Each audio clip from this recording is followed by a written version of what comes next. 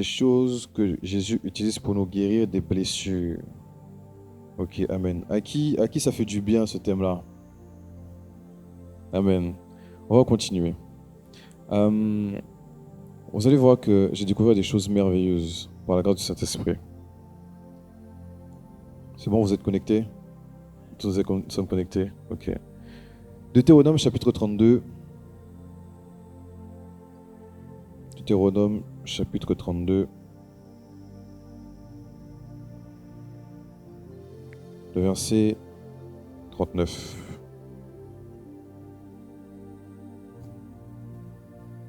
Sachez donc que c'est moi qui suis Dieu et qu'il n'y a point de Dieu près de moi. Je fais vivre et je fais mourir. Je blesse et je guéris. Et personne ne délivre de ma main. Amen. Ici, Dieu est en train de dire au peuple d'Israël qu'il est Dieu et que c'est lui qui blesse et que c'est lui qui guérit et que personne ne délivre de sa main. Il y a énormément de richesse dans cette parole, dans ce verset. Dieu dit que c'est lui qui blesse. C'est Dieu qui nous blesse. C'est Dieu qui vient nous faire des entailles dans le cœur, des entailles dans notre âme. Mais c'est aussi lui qui nous guérit par son baume. Ça veut dire que quand tu comprends ce verset, tu comprends par là que les situations que tu vis, comme je disais dernièrement, que Satan n'est pas un problème pour Dieu et Satan n'est pas le problème de Dieu. Ok? C'est Dieu qui blesse parce que Dieu a prévu de te guérir. Dieu me blesse parce que Dieu a prévu de me guérir. Et c'est lui qui choisit comment il me blesse. C'est pas moi qui lui dis, Seigneur, c'est trop profond. Utilise plutôt une cuillère plutôt qu'une fourchette. Il est Dieu. C'est lui qui choisit, c'est lui qui blesse et c'est lui qui guérit. Et c'est lui aussi qui choisit la méthode de guérison. C'est lui qui choisit le médicament qu'il nous faut, la dose qu'il nous faut, la posologie qu'il nous faut. C'est lui le docteur. Donc c'est lui qui édite l'ordonnance, qui remplit l'ordonnance. Amen. Donc, souvent, les blessures qu'on reçoit ne sont pas comme ce qu'on attendait en fait. Ne sont pas, souvent, les blessures qu'on reçoit, on les perçoit comme étant au-dessus de nos forces, au-dessus de nos capacités, au-dessus du fait qu'on est capable d'absorber, de traiter, d'emmagasiner et d'en ressortir plus fort de cette expérience. Or, tant que tu n'es pas confronté à une situation que toi-même, tu vois que tu n'es pas capable d'en sortir, tu ne pourras pas aller au-delà, gagner en maturité et en ressortir beaucoup plus fort. Vous verrez effectivement que c'est souvent des situations, c'est ce qu'on appelle un peu aussi rester dans sa zone de confort. C'est que quand tu rencontres des situations que tu as déjà trouvées, rencontrées, en fait, ton corps en fait, s'est habitué et a trouvé une parade. C'est comme les anticorps. Quand ton corps est attaqué par un virus ou autre. Donc, ton corps développe des anticorps. Okay? Donc, ton corps est habitué. Et in fine, ça fait que ton corps de base comment dire ça? Je ne sais pas si je peux dire code génétique de la maladie ou du problème que ton corps, que ton organe, que ta peau va rencontrer. En gros, la solution est déjà dans ton corps. Mais si tu ne développes pas, par la grâce de Dieu, cette capacité en fait à gérer de nouveaux soucis, de nouvelles frustrations, tu ne deviens pas parfait pour Dieu. Et les blessures sont là pour nous rendre parfaits. Le Seigneur nous aiguise pour être parfaits. Et nous avons tous cette mission, ce chemin, ce couloir de nous perfectionner en Christ, pour Christ, en vue d'aller au ciel. Amen. Donc, Dieu dit ici que c'est lui qui blesse. Ça veut dire quoi encore? Ça veut dire en fait que si physiquement, en face de toi, il y a une personne qui veut, qui veut plutôt, malencontreusement je dirais, te fait quelque chose, ne te précipite pas effectivement pour dire que c'est cette personne qui m'a fait du mal. Amen. Je vais vous dire quelque chose qui va nous aider tous dans l'amour. Christ dit que celui qui donne ne serait-ce qu'un verre d'eau à une personne, c'est à lui-même qu'il a fait. On prend ce verset, on le comprend d'une manière ou d'une autre, littéralement, souvent, mais il y a un mystère dans ça. Ça veut dire que je donne, par exemple, ma bouteille d'eau, mon frère a soif, je lui donne ma bouteille d'eau. J'applique le verset qui dit que si je fais ça, c'est comme si c'était à Christ que j'avais fait ça. On est d'accord? Ok. Comment ça se fait ça? Ça se fait que Josué, en fait, je n'ai pas donné ma bouteille d'eau à Josué. J'ai donné ma bouteille d'eau à Jésus-Christ. Dans Josué. Vous avez compris ou pas? C'est-à-dire que le fait que tu vois l'autre comme étant le temple du Saint-Esprit, l'enveloppe du Saint-Esprit, fait que tu ne vois plus quelqu'un, une personne, un être humain imparfait qui m'a blessé. Mais tu vois une grâce comme si c'était Christ qui t'avait fait une opportunité de pouvoir encore gagner en maturité. Amen. C'est compris? Maintenant, je connais une personne qui aussi a cette vision dans la pratique de l'amour. C'est-à-dire que pour elle, elle ne voit pas des personnes. Elle ne voit pas en fait des humains normaux. Elle voit des Jésus-Christ en chacune des personnes. Maintenant, je vais entrer encore un peu plus en profondeur de ce que je dis. Parce que vous savez que nous sommes appelés à être des Christ. Vous savez ou pas? Ok. Christ veut dire quoi? Christ veut dire moins. Donc, nous sommes tous appelés à être moins. Et la Bible nous dit que nous sommes moins par le Saint-Esprit. Ok? Donc, derrière le mot, le terme Christ, il y a une puissance qui agit. Et il y a une responsabilité liée en fait à cette atmosphère, à ce manteau, à cette huile qui s'appelle Christ. Bon, je démarre fort, mais gloire au Seigneur, laisse conduire. Derrière le prénom du frère, il y a Christ derrière. C'est Josué Christ. Ça veut dire quoi? Christ veut dire puissance, onction, revêtement, atmosphère. Et donc, nous sommes appelés, nous tous, à reproduire ce que Jésus-Christ a fait. Et donc, à guérir les malades. Et donc, à chasser les démons. Et donc, à sauver les hommes. Amen. Ok. Est-ce que c'est sûr que c'est compris? J'ai dit que c'est toi qui dois chasser un démon. C'est toi qui dois guérir un malade. C'est toi qui dois sauver. Oui.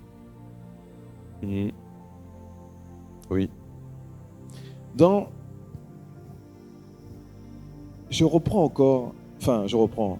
Juste rappelez-vous de la parabole des talents et le maître de la vigne. Je crois que c'est Marc et Matthieu, Marc 16, Jésus dit que guérissez les malades, chassez les démons. Vrai ou faux? Ouais. Ok. Donc, quand tu es devant un démon et que tu dis, oh Jésus, il faut chasser le démon, tu n'accomplis pas la volonté de Dieu. Il y a quelque chose que tu n'as pas compris, que tu n'as pas intégré. Il y a une connaissance que tu n'as pas. Paul était capable de transmettre le Saint-Esprit. Paul imposait les mains à quelqu'un. Il lui disait, reçois le Saint-Esprit. Comment c'est possible? Ah mais non, c'est Jésus qui donne le Saint-Esprit. Oh, c'est Dieu qui donne le Saint-Esprit. Non, il y a quelque chose que tu n'as pas compris. C'est que quand tu acquiers une certaine maturité avec Christ, tu deviens Christ sur terre. Je vous assure. Et c'est la volonté de Dieu qu'on soit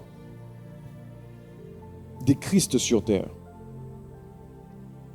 Vous ferez la même chose que moi, et de plus grande. Oui. C'est ce qui est écrit. C'est ce qui est écrit. C'est ce que Jésus dit même de sa propre bouche. Et je vous assure, il y a même un verset. Bon, j'étais pas que j'ai entendu comme ça. Enfin, j'étais en train de méditer sur autre chose. Mais Paul dit qu'il parlait selon son évangile. Je dis, Paul. C'est plus l'évangile de Christ, c'est ton évangile. Vous voyez ou pas? C'est que Paul avait atteint un certain niveau de maturité. Il savait que la domination que Adam avait perdue dans Genèse, chapitre 3 et 4, que Christ, dans Matthieu chapitre 4, l'avait redonné. Redonner aux humains, redonner en fait à ceux qui croient en lui, redonner en fait à ceux qui ont revêtu le Saint-Esprit. Et il y a un niveau de domination qui fait que tu es capable de commander à la nature et la nature t'obéit. Tu es capable de commander à un démon, le démon t'obéit.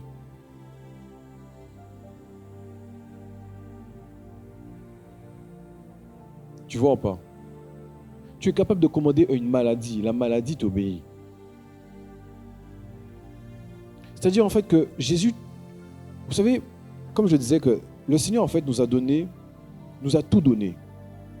Le Seigneur nous a donné le package complet sans rien limiter. Qu'est-ce qui fait que jour après jour, mois après mois, année après année, que nous découvrons certaines choses? En fait, c'est pas quelque chose que tu reçois en plus. C'est quelque chose qui était déjà en toi. Et comme dans Apocalypse, la Bible dit que les sceaux sont rompus un après l'autre. C'est ce qui se passe.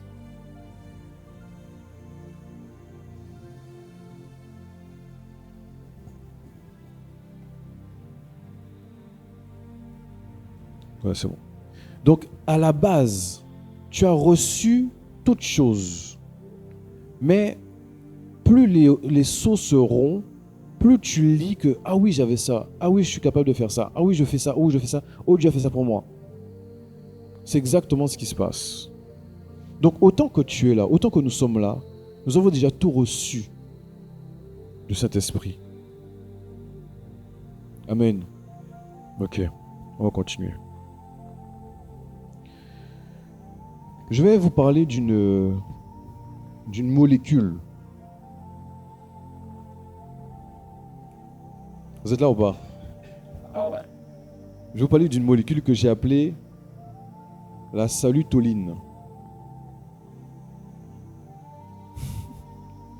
Et vous expliquer pourquoi. Alors Luc 17, à partir du verset 11. Jésus se rendant à Jérusalem, passait entre la Samarie et la Galilée. Comme il entrait dans un village, 10 lépreux vinrent à sa rencontre. Se tenant à distance, ils élevèrent la voix et dirent : Jésus, Maître, aie pitié de nous. Dès qu'il les eut vus, il leur dit : Allez vous montrer au sacrificateur. Et pendant qu'ils y allaient, il arriva qu'ils furent guéris. L'un d'eux, se voyant guéri, revint sur ses pas, glorifiant Dieu à haute voix. Il tomba sur sa face aux pieds de Jésus et lui rendit grâce. C'était un Samaritain. Donc l'un d'eux, se voyant guéri, revint sur ses pas, glorifiant Dieu à haute voix. Ok? Le mot guéri ici veut dire en grec iaomei. Ok? Et ce mot guéri veut dire soigner, guérir, raffermir, consolider, mais surtout libérer des péchés, libérer des erreurs et des péchés, apporter le salut. Donc, il y a une forme de guérison que tu ne peux avoir que si tu as expérimenté la conversion. 1. 2. Que si tu es réellement converti. Parce qu'il y a beaucoup de chrétiens qui sont effectivement dans les assemblées, qui fréquentent les assemblées aussi souvent, mais qui ne sont pas convertis. C'est-à-dire que ce n'est pas quelqu'un qui vient visiter ou qui cherche le Seigneur, voilà, et tout. C'est quelqu'un qui se réclame vraiment d'être un chrétien converti, mais quand tu regardes comment il réagit, est-ce que du coup tu vois manifester Galates chapitre 5, 22, c'est-à-dire les fruits de l'esprit, tu vois que la personne est à l'opposé et à l'ouest complètement. C'est-à-dire en fait que dans une situation où elle doit démontrer l'amour, elle démontre la colère, la haine et la non-maîtrise de soi. Or, ici, ce qui fait que on expérimente un type de guérison, une forme de guérison, c'est la conversion. Amen. Donc ici, qu'est-ce que cela nous apprend? Cela nous apprend que ce lépreux qui a remarqué effectivement qu'il était guéri, il est revenu vers Christ. Et c'est ça qui enclenche le processus de guérison par la conversion. Parce qu'il était le seul à revenir rendre gloire à Dieu. Pourquoi? Il a reconnu qu'il était dans un état de lépreux. Maintenant, il est rendu quoi? Pur. À cause de Jésus. Qu'est-ce qu'il fait? Il va rendre gloire à Dieu. Donc la guérison vient par le fait qu'il ait reconnu sa situation et qu'il s'est tourné vers Christ. Voyant qu'il était guéri, c'est-à-dire libéré de ses erreurs, libéré de ses péchés. Voyez ou pas? Il y a la conversion est une forme de médicament. C'est ce que j'appelle la salutoline. La guérison par le salut, par la conversion. Et on peut le voir dans Matthieu chapitre 13. Prenez Matthieu chapitre 13 avec moi.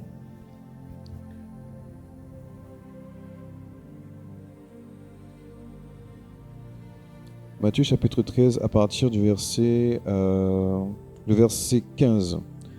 Car le cœur de ce peuple est devenu insensible. Ils ont endurci leurs oreilles et ils ont fermé leurs yeux, de peur qu'ils ne voient de leurs yeux, qu'ils n'entendent de leurs oreilles, qu'ils ne comprennent de leur cœur, qu'ils ne se convertissent et que je ne les guérisse. Il y a une forme de guérison qui arrive que par la conversion. En gros, que par la repentance de toi-même. Car le fait que tu reconnaisses telle chose, Seigneur, j'ai péché, Seigneur, j'ai fait ci, j'ai fait ça, je reconnais, je te demande pardon. Déjà, pour ceux qui ont expérimenté ces choses, il y a un poids qui sort de votre cœur. Vous êtes libéré, vous vous sentez beaucoup plus léger et légère. C'est une guérison que vous avez reçue. C'est une guérison qu'on a reçue. Et le fait de la repentance, donc bien évidemment, la repentance, la conversion, je vous assure qu'il n'y a pas que des effets sur le cœur et l'âme. Ça a des effets aussi sur le corps physique. et sur ta santé mentale et morale.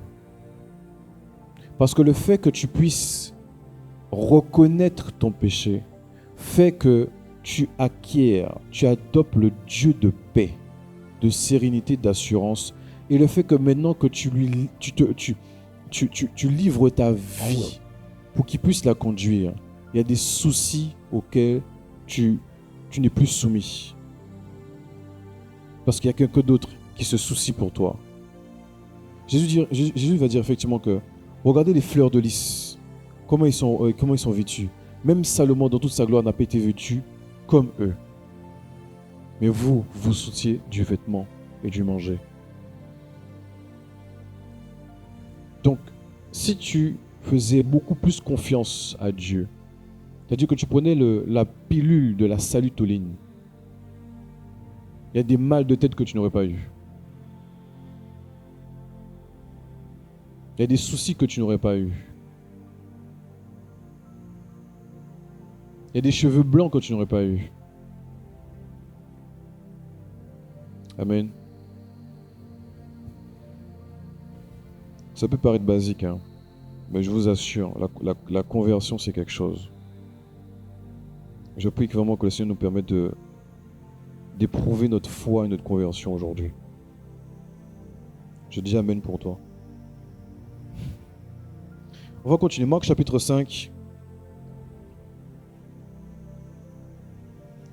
Marc chapitre 5, le verset 29.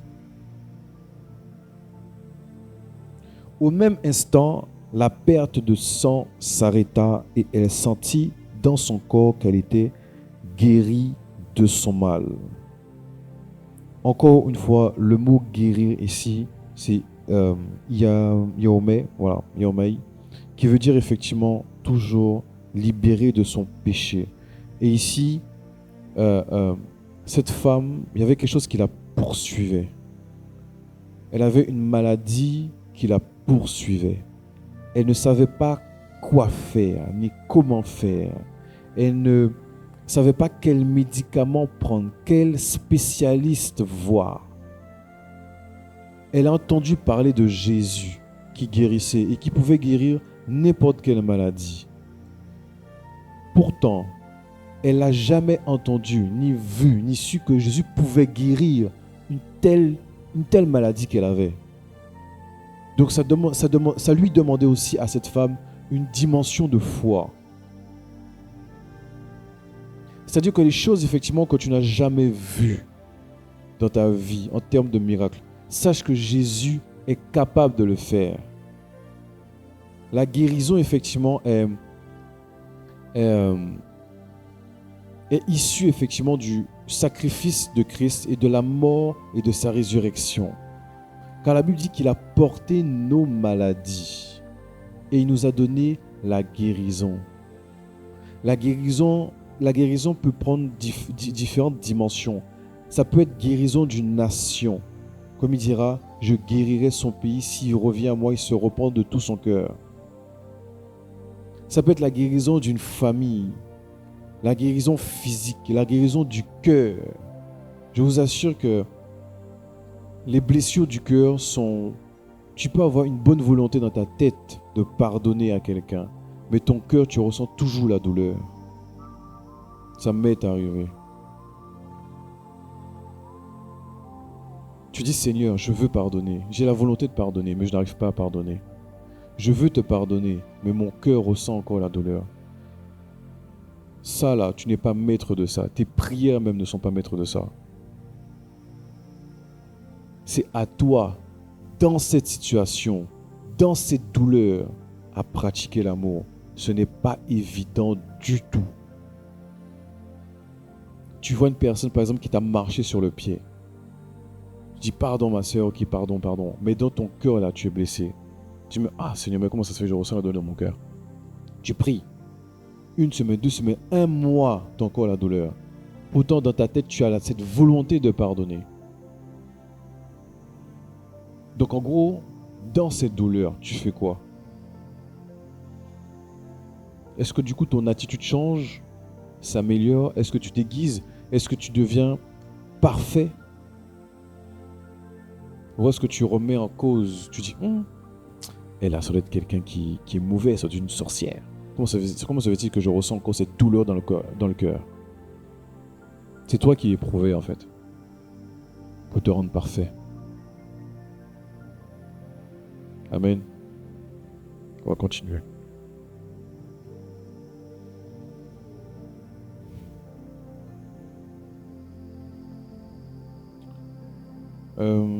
Luc chapitre 9, le verset 2.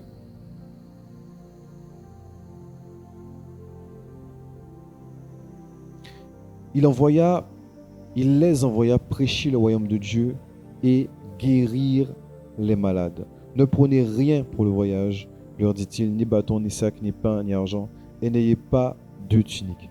Dans quelque maison que vous entriez, restez-y, et c'est de là que vous partirez. Et si les gens ne vous reçoivent pas, sortez de cette ville et secouez la poussière de vos pieds en témoignage contre eux. Ici, on voit que Jésus les envoie guérir les malades. Ok? Donc, guérir physiquement, mentalement, émotionnellement et autres. Toujours dans Luc 9, on va voir que Luc chapitre 9, verset 42. À partir du verset 40. J'ai prié, à partir du verset 40, donc Luc chapitre 9, verset 40. J'ai prié tes disciples de les chasser et ils n'ont pas pu. Race incrédule et perverse, répondit Jésus, jusqu'à quand serai-je avec vous et vous supporterai-je? Amène ici ton fils. Comme il approchait, le démon le jeta par terre et l'agita avec violence. Mais Jésus menaça l'esprit impur, guérit l'enfant et le rendit à son père. Et tous furent frappés de la grandeur de Dieu. Donc, ici, la Bible nous apprend quoi? Que la possession démoniaque est une maladie. La possession démoniaque est une maladie. Quand tu prends conscience de cela, un démon a un autre aspect dans ton esprit. C'est comme le démon qui était muet et qui rendait la personne muette. Vous voyez? C'est-à-dire que quelqu'un qui est possédé d'un esprit, c'est quelqu'un qui est malade. Et quand tu pars de ce postulat, tu as une autre vision de la situation. C'est-à-dire que tu n'adoptes plus forcément une attitude, tu vois, de quelqu'un qui vient en guerre contre quelque chose tout de suite. Mais tu viens en tant que docteur pour apporter une solution à cette personne qui est embêtée par un esprit impur, embêtée par un démon. Et vous verrez que, moi j'ai déjà expérimenté ça, et même dans la Bible aussi, où les personnes qui sont possédées, souvent, elles crient à Dieu pour qu'elles soient délivrées de cet esprit impur. Ce n'est pas leur faute. Ce n'est pas, peut-être que c'est une porte ouverte qui a causé cela, mais ignorance ou pas, mais on sent, j'ai déjà vu même dans la Bible aussi que c'est la personne en fait, c'est son dernier espoir en fait. Et quand elle est possédée, elle dit mais Seigneur aide-moi, délivre-moi de ce démon. En gros, guéris-moi de mon mal, guéris-moi de ce mal. Et pourquoi maintenant regarder effectivement cette situation comme une situation médicale? Parce qu'il y a plusieurs manières de chasser un démon. Il y a plusieurs manières de guérir une personne d'une possession démoniaque. Il y a plusieurs outils. Comme je disais tout à l'heure, il y a des personnes notamment qui ont une possession démoniaque, mais c'est le fait de témoigner de l'amour à cette personne qui a fait que ce démon va partir. J'ai déjà vu ça de mes yeux. C'est le fait que tu vas prendre la personne dans tes bras, le fait que tu vas lui dire « Jésus t'aime », Jésus veut que tu réussisses. C'est ça qui va faire que le démon même n'a plus sa place. Parce que c'est en opposition avec sa propre nature. Et vu que l'esprit humain commence à accepter ses paroles et à confesser ses paroles, le mauvais esprit sort du corps. Amen. On avance.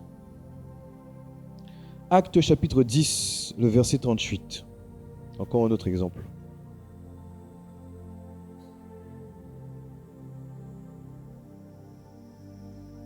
Vous savez comment Dieu a oint du Saint-Esprit et de force Jésus de Nazareth, qui allait de lieu en lieu, faisant du bien et guérissant tous ceux qui étaient sous l'empire du diable, car Dieu était avec lui.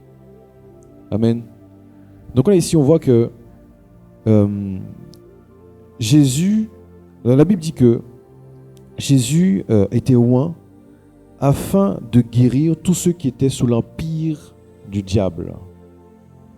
Donc, qui étaient possédés, qui étaient influencés, qui étaient soumis à la volonté du diable. Donc la possession démoniaque est une maladie. Amen. Ok. Continue. Jacques chapitre 5, verset 16.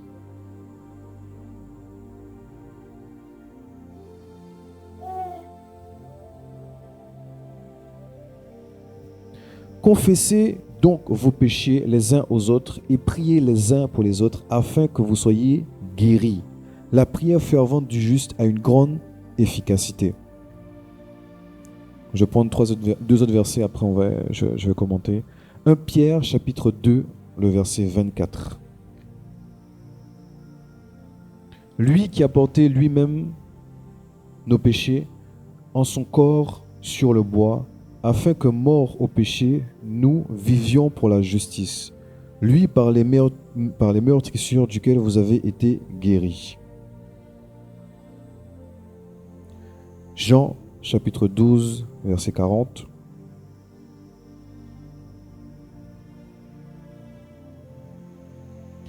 Il a aveuglé leurs yeux, il a endurci leur cœur, de peur qu'ils ne voient des yeux, qu'ils ne comprennent du cœur et qu'ils ne se convertissent et que je ne les guérisse. Bon, ça on l'a déjà vu tout à l'heure. Ici, on voit que le fait de confesser les péchés te donne accès à une guérison. Pourquoi? Parce que tu es en train de t'humilier. Tu es en train d'exposer les œuvres du diable. Tu es en train de mettre en fait en lumière les ténèbres. Et quand la lumière jaillit dans les ténèbres n'ont plus leur place. Et tu accèdes. En fait, c'est quand tu fais ça, ce qui se passe dans le monde spirituel, c'est qu'en fait, tu es en train d'ouvrir un boulevard pour que justement la guérison puisse venir. Amen. Donc pour certains là, il te suffit juste en fait de confesser pour obtenir ta guérison. Je vais aller plus loin. Il te suffit juste de confesser un péché que tu as fait, allez, il y a 1 an, pour qui n'ont rien à voir avec tes finances, hein, mais pour que tes finances soient débloquées. Tu peux penser effectivement que ça n'a rien à voir, c'est diamétralement opposé. La situation, l'événement, le sujet sont complètement différents. Sauf que Satan nous réclame chaque jour. Satan s'oppose à nous chaque jour. Satan, autant que Jésus intercède pour nous, hein, Satan intercède aussi contre nous. Oui. Parce qu'il est là en train de dire, mais tu as vu, il est imparfait. Hier, il a fait ça. L'autre jour, il a fait ça. Il a dit ci, il a dit ça. Et heureusement que Christ intercède pour nous. Car la Bible dit effectivement que nous avons un adversaire, c'est le diable. Et donc si effectivement Satan nous réclame chaque jour, si nous ne comprenons pas ce processus de repentance, il peut, comment dire ça, selon la justice de Dieu, selon la parole de Dieu et selon les principes de Dieu, Dieu peut lui donner accès à un certain niveau dans notre vie. Regardez Job. Il négocie avec Dieu, mais c'est jusqu'à un certain niveau. Satan est un habile intercesseur. Oui. C'est pour ça que nous aussi, nous devons être habiles dans l'intercession. Et Dieu est un Dieu de justice. Et la Bible est un livre de droit. Comment dire ça? de droit social. C'est-à-dire que quand tu pries, tu as la capacité de négocier avec Dieu, même ton exaucement, même ce que tu n'avais pas prévu d'avoir, même ce que Dieu n'avait pas prévu de te donner. Tu es capable de faire ça. Quand vous regardez effectivement, moi j'aime beaucoup l'intercession, puisque c'est dans l'intercession, il y a beaucoup de trésors. Et donc, tes bénédictions et les bénédictions d'autres personnes, d'un peuple, d'une nation. Sauf que quand tu demandes quelque chose à Dieu,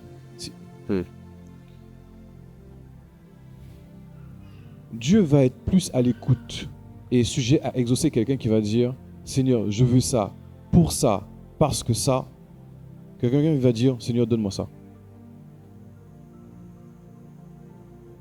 Oui. Dieu fait ça pour deux choses. Une, pour que toi tu puisses augmenter en maturité, en connaissance par rapport à sa parole, et donc du coup tu puisses t'appuyer sur sa parole pour pouvoir prier.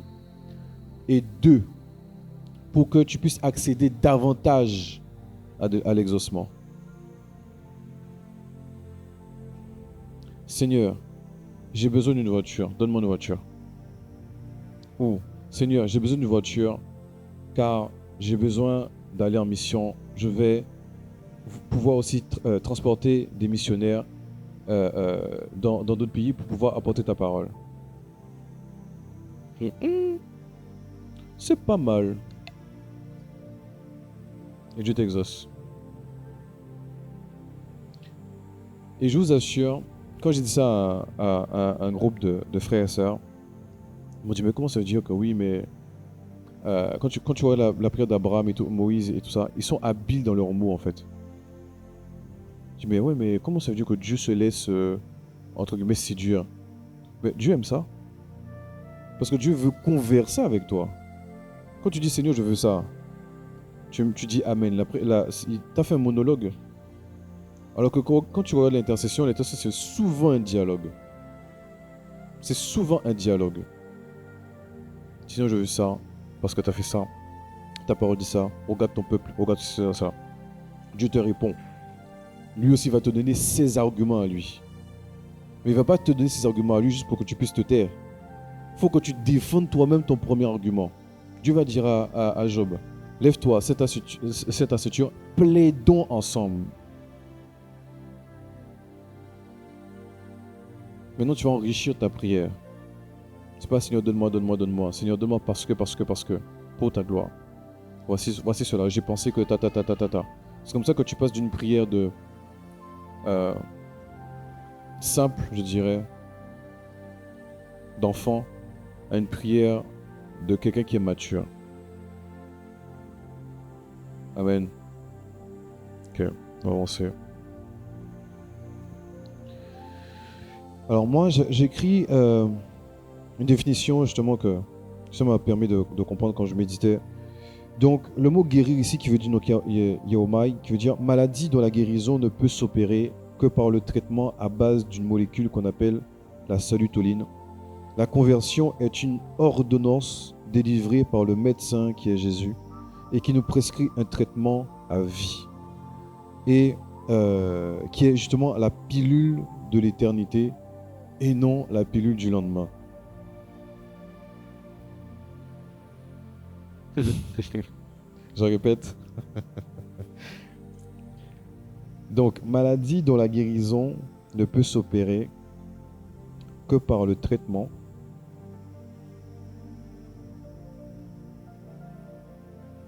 à base d'une molécule qu'on appelle la salutoline. Vous avez bien compris, salutoline, c'est salut. Hein. La conversion est une ordonnance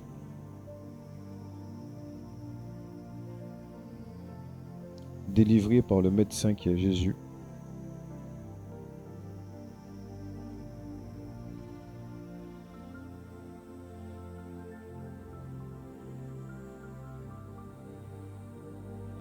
qui nous prescrit un traitement à vie, soit La pilule de l'éternité.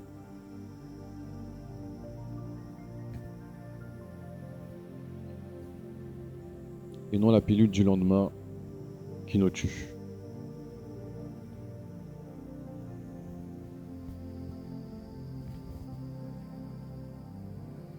Amen. Yes. Ok. Deuxième phase du message. Je vais accélérer un peu. La seconde phase va concerner... Donc maintenant, une fois qu'on a le médicament, maintenant il y a la posologie. Jésus va te faire devenir docteur. Même moi j'ai été étonné. La posologie, la purification continuelle.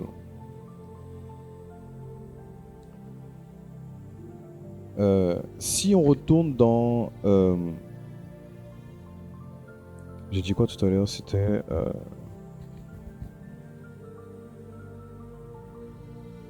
Luc 17.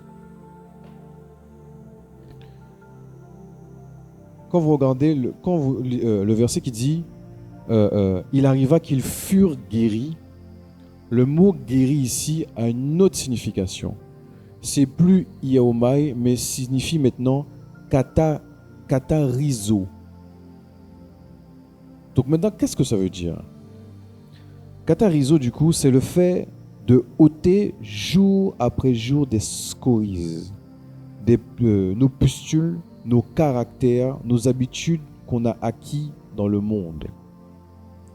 Donc, une fois qu'on a maintenant la solution qui est le salut, donc la salutonie, donc la molécule de guérison, il y a la posologie qui fait que ta conversion seule ne suffit pas. Ma conversion seule ne suffit pas à ce que je sois parfait. Il y a le processus de perfectionnement continu, qui est que nous devons traiter notre corps chaque jour, notre âme chaque jour, notre bouche, notre langue chaque jour.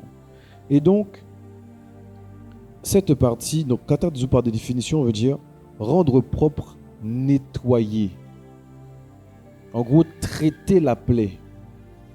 Nettoyer la plaie, nettoyer nos scories, nettoyer effectivement la poussière, nettoyer les choses qui ne vont pas, nettoyer les plaies, nettoyer nos blessures, nos frustrations. Comme je disais tout à l'heure, tu peux vouloir tu as la bonne volonté de dire pardon, mais si tu ne pries pas tous les jours contre cela, pour cela, la douleur restera là. Mais ce n'est pas parce qu'en fait ça fait 1 semaine, 2 semaines que tu pries pour ça que tu as toujours la douleur qu'il faut que tu arrêtes de prier pour ça. Amen. Il m'est arrivé je ne sais pas si j'ai connu une situation le plus extrême que ça, mais quelqu'un m'avait blessé, mais à outrance. Mais c'est pas non, je vous assure, à outrance même. Calomnie, à outrance. J'ai failli perdre la foi. Et heureusement que Dieu m'a donné un songe. Et heureusement. Et cette personne, je ne pouvais même pas entendre sa voix. Regardez, c'était bon, faut oublier. Mais entendre sa voix me rappeler les blessures. Et il se fait que j'étais obligé de sortir de la pièce.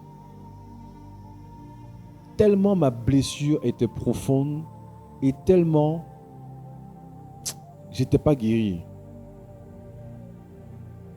Pourtant, je priais. Je ne sais pas si tu as déjà vécu ces choses-là, mais ne serait-ce qu'entendre la voix je ne peux pas entendre sa voix. Je ne peux pas. J'ai prié, je prie. J'ai des douleurs. Je veux pardonner. La Bible dit de pardonner. Je veux pardonner. Je prie pour ça. Je le bénis. J'entends sa voix. Les blessures remontent. J'étais obligé de sortir. Je sors de la pièce. Jusqu'à... Je pense que ça a duré quoi? Sans vous mentir.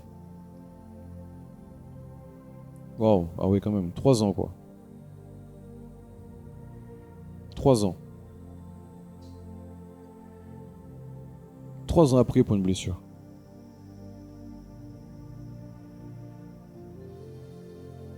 Amen. Donc on parle effectivement de la posologie, c'est-à-dire que qu'est-ce que tu fais par rapport à cette blessure? Tu pries pas, tu la guéris pas, tu passes du baume ou pas? Quel est ton traitement? Tu pries, tu ne pries pas. Tu jeûnes, tu ne jeûnes pas. Tu bénis la personne ou pas? Quel est le traitement que tu mets en place pour pouvoir accélérer ta guérison? Amen. Rendre propre, nettoyer, enlever physiquement taches et saletés. Libérer de la souillure du péché et des fautes. Purifier de la méchanceté. Libérer de la culpabilité du péché. Déclarer pur. C'est ce que tu dois faire, ce qu'on doit faire tous les jours. C'est ce que ça veut dire effectivement le mot guérir ici. Donc ça a une signification de... En gros, c'est du présent continu en fait. Donc si ça t'arrive, c'est pas que tu n'as pas pardonné. C'est que ça peut arriver. Ta tête, ton esprit veut pardonner pour être soumis et par obéissance à la parole. Mais ton cœur, il y a encore la douleur. Continue à prier. Continue à bénir la personne. Amen. On avance. Ah oui, j'ai noté.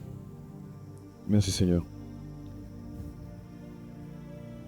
Quand j'étais plus jeune, il y a une femme qui m'a blessé. Et à cause de cette blessure, j'ai décidé de blesser toutes les femmes. C'est quelque chose. Hein? Donc, il se peut que si quelqu'un t'a blessé, c'est qu'elle-même, elle était blessée. Donc, au fond, ça ne vient pas d'elle-même. D'où vient le mot... Alors ça, faut que je me suis pas encore posé dessus, mais il faut que j'arrive à comprendre ça. Bon, je prends un cas extrême, mais après je vais revenir sur un truc un peu plus normal. Quelqu'un qui tue une personne, on dit mais non, mais il a un bon fond. Donc d'où vient qu'il a tué quelqu'un? Tu dis qu'il a un bon fond, mais il a tué quelqu'un. Il y a quelque chose qui s'est passé à un moment donné de sa vie. Et la Bible dit qu'on ne donne que ce que l'on a. J'ouvre encore une deuxième parenthèse, une parenthèse dans la parenthèse. Moi, je reprochais à mon père de ne pas m'aimer comme la Bible disait qu'un père doit aimer son fils. Ça a été une grosse erreur. Et le Saint-Esprit m'a aidé. J'ai compris que si lui, il m'aime de cette manière-là, c'est parce que lui a appris à aimer de cette manière-là et on l'a aimé de cette manière. Je ne peux pas, et en aucun droit, de lui reprocher de m'aimer d'une manière dont moi, je pense, ou la Bible dit qu'un père doit aimer son fils. Ne reprochez jamais à quelqu'un de mal vous aimer. On ne donne que ce que l'on a. Si la personne, si elle te démontre son amour par le fait qu'elle t'apporte du matériel, c'est son amour qu'elle te témoigne. Si c'est par un câlin, c'est son amour qu'elle te témoigne. Si c'est par en te disant je t'aime, c'est son amour qu'elle te témoigne. Sans forcément te donner un cadeau, c'est son amour. Pour elle, là, sortir un je t'aime, là, c'est déplacer les anges. C'est comme ça qu'elle témoigne son amour. Ne lui reproche pas d'aimer de cette manière-là. Et même dans le couple aussi, c'est pareil. Amen. Donc, il se peut que si tu étais blessé, ou si quelqu'un est blessé blessante. Elle est blessante. C'est qu'elle a été blessée. Et qu'elle-même n'a pas été guérie. Peut-être même qu'elle ne sait même pas qu'elle est blessée. Et qu'elle agit parce qu'elle a été blessée auparavant. Amen. Que Dieu nous aide. On va continuer justement dans sa partie catariso, notamment le fait de la processus de guérison continue. 2 Corinthiens chapitre 7, le verset 1.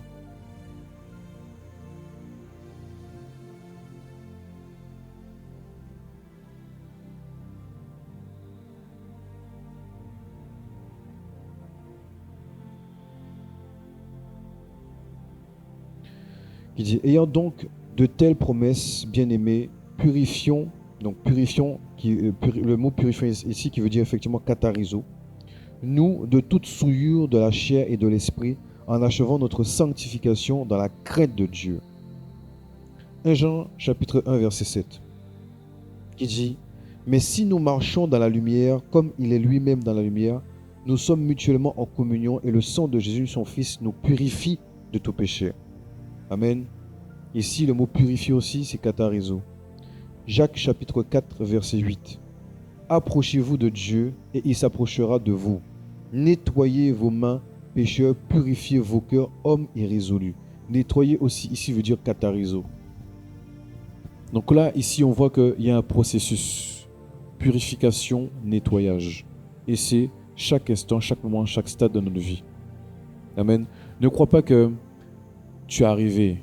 La Bible dit effectivement que celui qui se croit être debout prenne garde en fait à sa chute. Ne crois pas que tu es arrivé en fait, que tu as fini avec les péchés, tu as fini avec les mauvais caractères. C'est que tu ne sais pas ce qui est enfoui en toi. Je vous assure. Tant que la situation ne t'est pas encore arrivée, ne dis pas que Jean, tu vas gérer. Tant que ça ne t'est pas encore arrivé, ne dis pas que tu vas gérer. Amen. Ok, continue. J'attaque le... Ah ouais. Troisième partie. Le moyen d'administration du traitement. Selon le médical, il y a 9 manières d'administrer un médicament. Moi, j'en ai noté 8, puisqu'en fait, il y a 2 qui font peut-être pratiquement doublon. Le premier moyen, c'est le moyen oral, qui veut dire en fait avaler. Tu peux, quand tu prends un Doliprane, par exemple, tu avales le Doliprane. On est d'accord? Ça est déjà arrivé à tout le monde quand vous prenez des médicaments, vous avalez. Ok. Bibliquement parlant maintenant, Jacques chapitre 6,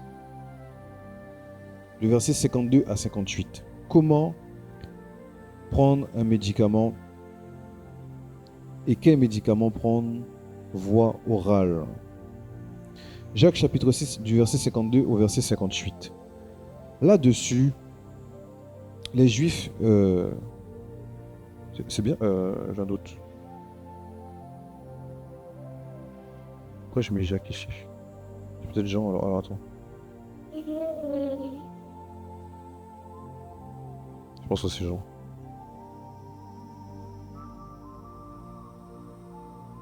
Ouais, c'est Jean, pardon. Je sais pas pourquoi j'ai mis Jacques, mais c'est Jean. Jean chapitre 6. À partir du verset 52 à 58. Là-dessus, les Juifs disputaient entre eux, disant, comment peut-il nous donner sa chair à manger? Jésus leur dit, en vérité, je vous le dis, si vous ne mangez la chair du Fils de l'homme et si vous ne buvez son sang, vous n'avez point la vie en vous-même. Celui qui mange ma chair et qui boit mon sang a la vie éternelle, et je le ressusciterai au dernier jour, car ma chair est vraiment une nourriture et mon sang est vraiment un breuvage. Celui qui mange ma chair et qui boit mon sang demeure en moi et je demeure en lui. Amen. Donc, là, Jésus est en train de nous dire que boire son sang et manger sa chair donne la vie. Amen. Donc, on est dans le traitement où on doit prendre une nourriture dans la bouche, bien évidemment, pour nous apporter la vie. Amen. Voie orale. Donc, on est ici dans le processus du repas du Seigneur. Maintenant, la deuxième voie, c'est la voie par injection. C'est ce qu'on appelle dans le médical la voie intratécale ou intratessale. Et précisément, ce terme-là précise dans une zone, l'espace situé autour de la moelle épinière. Et pour cela, pour illustrer cela, on va prendre Hébreux chapitre 4, le verset 12.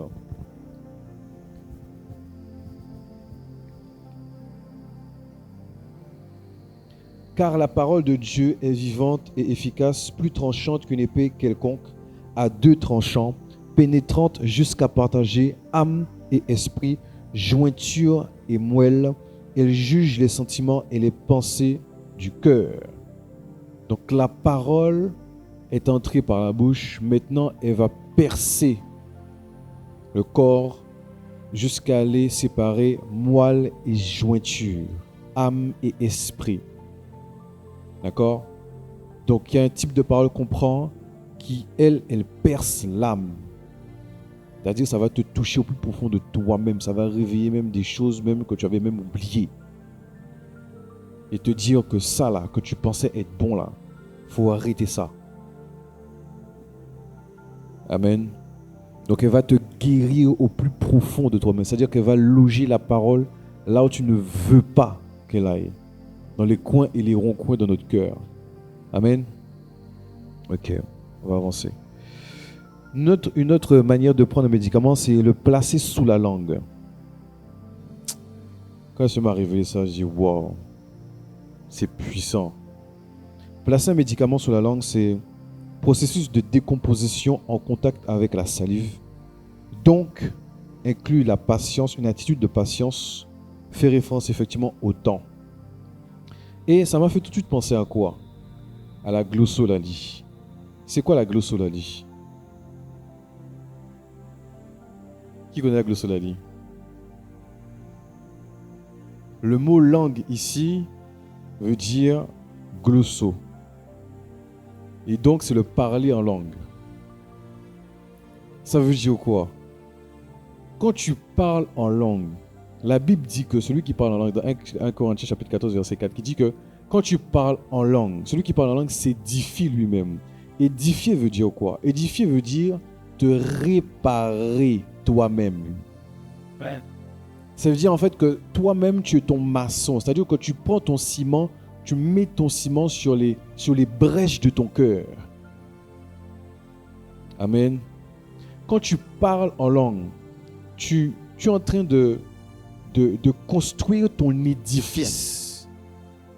Et là où il y a des brèches, là où il y a des fissures, là où il y a des manquements, c'est comme si ton parler en langue venait combler ces manquements, combler ces blessures, combler justement ces fissures que tu as dans ton cœur, ces blessures que tu as. Tu ne sais pas ça, mais le parler en langue, c'est quelque chose de très mystérieux. Amen. Donc, on va faire quelque chose. On va faire quelque chose. Pour ceux qui parlent en langue, on va expérimenter ça. Tu as besoin de guérison, effectivement, mais c'est que tu n'as pas encore vraiment parlé en langue. On va prendre juste 2 minutes, on va parler en langue. Oh, Rabasata Legresita Remo Sivelia. Reitas Katabareb Remo Sotebele Ferede Galiana Masiterosk. E Librana Masante Vreske. Rabalabasata Riboroko Sibere Venia Sante Bleska. E Librana Namasante Bleskara. E Libraitas Katabare Brene Molina Masinde Blaina. Rebelebe sata glaina mandi breiti belina masinte blaina. Rebelebe sata glaina namade velele belava. Raita sata blaika namada vadegle de bede vede de balina grande bade vada da bada vade de bede vede bede sana da bada vosa. Ele braina masonte breika. Ise le vraita la le brena masodebe. Le glasita recosko palivane na blasusive. Remana masante benebe faria da glade moskovaha. Le vasita de gosko. Rebaba baba sipembe bebebe sutalianas kabadeve. Raita sote brekaniadas kavadeda. Laide brusu vama de grafane de brokamana vadegle fiadesa. Irrimama sunta. Namiski palianos kovelianis kove. La taiwaka pamski palia de gla. Lo remosive de blianias kotamba de vrinkada. Rebede veskita baleva de glas kivu. O rememe sota blaika fante blaika fasia da dagle. Eshana. Elle braitas kota parida baskova. O shalibraikos kaparida vade blai sanabada vade de bossa vadegra. Le bramanas kota balide vleska diash. Oh Seigneur. Merci Seigneur. Merci pour les guérisons que tu as opérées, Seigneur. Alléluia. Amen.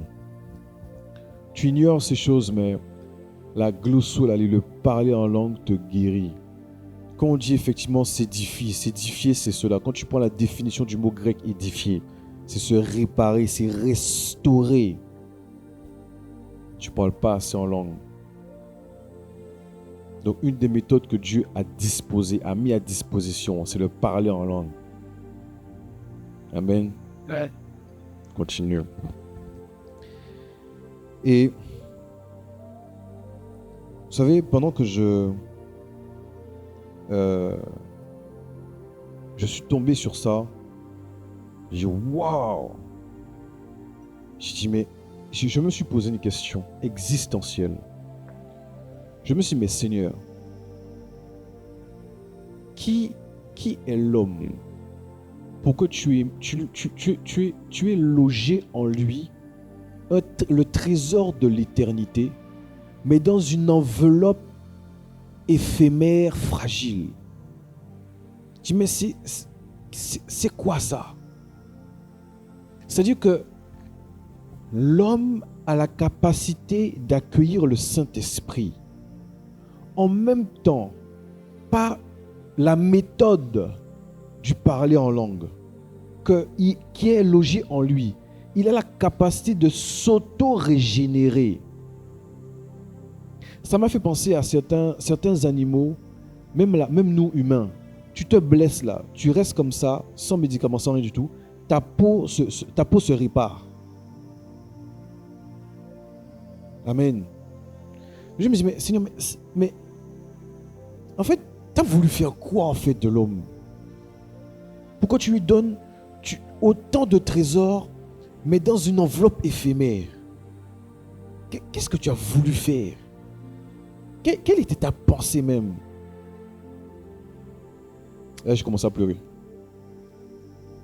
J'ai beaucoup trouvé la réponse, mais j'ai trouvé Dieu tellement j'ai trouvé Dieu tellement merveilleux. J'ai dit waouh. Et ça rejoint ce que je disais tout à l'heure. Dieu nous a tout déjà donné en fait. C'est nous qui n'avons pas conscience de ça. Qui avait conscience que le parler en langue te réparait? Tu vois? Pourtant, tu parles en langue déjà. Hein? Tu parles en langue pour combattre les démons. Mais tu parles pas en langue pour te réparer toi-même. Amen. Soyez conscients de ça. On va avancer.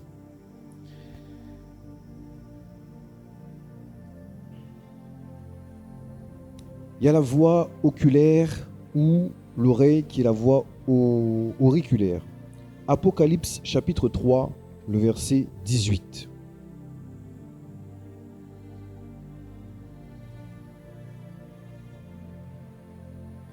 Je te conseille d'acheter de moi de l'or éprouvé par le feu afin que tu deviennes riche et des vêtements blancs afin que tu sois vêtu et que la honte de ta nudité ne paraisse pas et un collier pour oindre tes yeux afin que tu vois. Si tu as du mal à voir Christ dans les Écritures, dans la nature, dans ta vie, tu as besoin d'un collier. Tu as besoin d'une administration oculaire. Amen. Et il y a des personnes comme ça qui ils ne voient plus Christ, tellement ils voient des problèmes. Toi là, tu as besoin d'un traitement oculaire. Amen. Donc le collier est une méthode aussi pour guérir nos yeux, afin de voir Christ même dans nos difficultés. Toujours, Jean chapitre 9, versets 6 à 7. Après avoir dit cela, il cracha par terre et fit la boue avec sa salive, puis il appliqua cette boue sur les yeux de l'aveugle et lui dit, va, lave-toi au réservoir de Siloé, nom qui signifie envoyé. Il y alla, se lava et s'en retourna voyant clair. Amen. Donc ici, on voit que le processus où Jésus va prendre la salive qui sort de la bouche, qui est aussi de la parole, et qui touche la terre qui est la poussière, qui est la matière première, oui, de la conception de l'homme. Donc en gros, en faisant cela, il a réparé ce qui manquait à l'homme. Amen. Ok. Une autre manière, c'est vaporiser dans le nez, ce qu'on appelle la voie nasale. Genèse chapitre 2, où on parle effectivement. Genèse chapitre 2, le verset 7. Je vais un petit peu vite. Je vous donne les versets, je vais un petit peu vite. Si un verset que vous n'avez pas noté, n'hésitez pas à me dire, je répète. Genèse chapitre 2, verset 7 dit: L'Éternel Dieu forma l'homme de la poussière de la terre, il souffla de ses narines un souffle de vie, et l'homme devint un être vivant. Dans ce verset-là, il y a un mystère incommensurable. J'avais déjà expliqué ça ici, c'est le Nafash, le Nefesh et le Neshama. Ici, là, vous avez 3 dimensions du souffle et de l'esprit de Dieu. 3 formes différentes. 3 buts différents. Je ne vais pas entrer dedans, mais voilà. Donc ici, on a la voie nasale. Ensuite, une autre manière, c'est inspirer dans les poumons, ce qu'on appelle inhalation ou nébulisation. Ézéchiel 37, versets 4 à 9. Ézéchiel 37, 4 à 9. Où on parle ici notamment de la vallée des ossements desséchés. Et à un moment donné, Dieu va dire à Ézéchiel de prophétiser. Et il va dire, esprit des 4 vents, souffle sur ces ossements. Amen. Voilà. Et donc du coup, et c'est à partir de ce moment-là que ces ossements vont prendre vie. Donc c'est le souffle de vie. Petite parenthèse. Dans Acte 19, on voit que Paul transmet le Saint-Esprit. Là ici, Dieu est en train d'enseigner à Ézéchiel qu'il est capable de commander aux esprits de l'air, c'est-à-dire aux anges, et même à l'esprit de vie, de venir et de rentrer dans un corps. Ézéchiel doutait. Comment moi, homme, peux faire ça? Tu n'es pas homme, tu es fils de l'homme. Vous allez voir que Dieu l'appelait fils de l'homme. Fils de l'homme, c'est pas la dimension. Enfin, c'est une dimension humaine, mais surnaturelle. C'est-à-dire que dans ta condition de fils de l'homme, tu es capable de manifester le surnaturel. En fait, c'est là où je parlais de... On est appelé à être des Christ. C'est là où tu revêts la dimension christique. Et tu es capable de faire la même chose que Christ a fait. Et donc de commander à la vie de rentrer dans un corps, la vie rentre. Amen. On va avancer. Appliqué sur la peau, donc la voie cutanée. Jérémie chapitre 8, le verset 22. Qui dit: N'y a-t-il point de baume en Galade? N'y a-t-il point de médecin? Pourquoi donc la guérison de la fille de mon peuple ne s'opère-t-elle pas? Donc on voit que le baume aussi est une manière de guérir justement les maladies de peau surtout. Donc la parole de Dieu est un baume aussi. Amen. Donc la parole de Dieu, elle est très riche et a divers domaines d'application. Amen. Autre exemple, Jérémie 51, verset 8. Soudain, Babylone tombe et elle est brisée. Gémissez sur elle, prenez du baume pour sa plaie. Peut-être guérira-t-elle.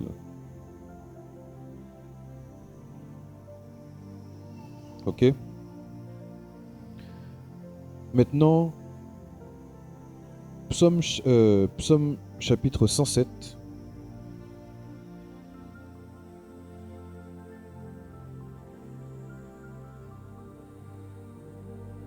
Psaume 107, le verset 20. Ça, j'aime énormément ce verset. J'aime beaucoup ce verset. Et je mets beaucoup ma foi dans ce verset. Beaucoup. Psaume 107, verset 20, qui dit: Il envoya sa parole et les guérit. Il les fit échapper de la fosse. C'est-à-dire que là, en gros, ça résume un peu tout ce qu'on a vu depuis tout à l'heure. C'est-à-dire que Israël avait un problème. Et quand vous regardez le problème d'Israël, ce n'était pas un problème de maladie. C'était un problème de déportation. C'était un problème de guerre, de conflit entre pays, entre nations. Dieu va dire qu'il a envoyé sa parole pour guérir Israël. Israël est en train de crier pour un sujet. Quelque chose qui peut-être même dans notre entendement et compréhension n'a rien à voir. Mais Dieu est en train de dire que toi là, tu cries pour ton pain, tes finances, ton mariage. La guérison que j'envoie là, c'est ma parole. Vous voyez ou pas? J'aime beaucoup ce verset. Dernier point, et après on a fini. Les vertus, prends ici. Les vertus médicinales aussi de la parole de Dieu. Apocalypse chapitre 22, le verset 2. Là, je vais demander à quelqu'un de me lire, s'il vous plaît. Apocalypse chapitre 22, le verset 2. Au milieu de la place de la ville et sur les deux bords du fleuve, il y avait un arbre de vie, produisant 12 fois des fruits, rendant son fruit chaque mois, et dont les feuilles servaient à la guérison des nations. Amen. C'est fini là? Ok. La Bible dit que dans Apocalypse chapitre 2, que l'arbre de vie produit du fruit 12 fois son fruit, ok? Mais que ses feuilles servent à la guérison des nations.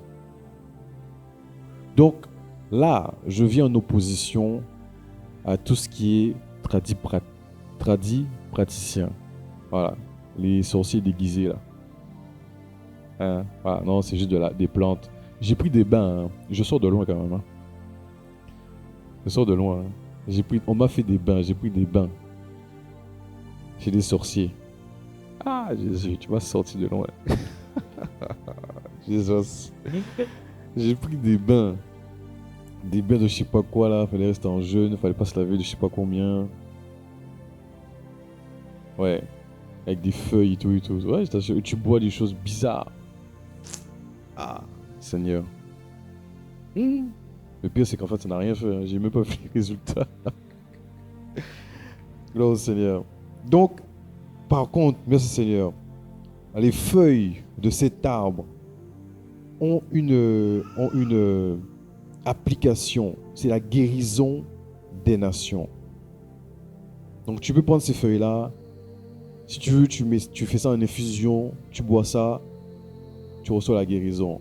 Parce que ça sort de l'arbre de vie. Car les feuilles sont destinées à la guérison des nations. Amen. On verra effectivement 3 parties. Donc là, on a vu la feuille. On verra la racine. Jean chapitre 15, verset 5. On connaît ce passage avec le cep et le sarment. Et j'ai voulu voir si le cep parlait précisément du tronc ou ça parlait aussi de la racine. Et on voit que le cep également parle de la racine. J'ai cherché le mot cep. Le cep, effectivement, dans cep là, il y a la racine qui est comprise dedans. La racine de l'arbre.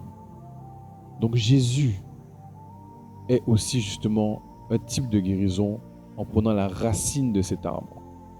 Et vous savez bien effectivement que quand vous prenez les feuilles d'un arbre, l'écorce d'un arbre ou la racine de l'arbre, il n'y a pas forcément tout le temps les mêmes vertus qu'on attend. Donc même Jésus, dans cet arbre qui est représenté dans l'Apocalypse chapitre 22, dans l'arbre de vie, il y a différents domaines d'application, notamment de l'arbre, donc différentes parties de l'arbre, pour certains types de guérison.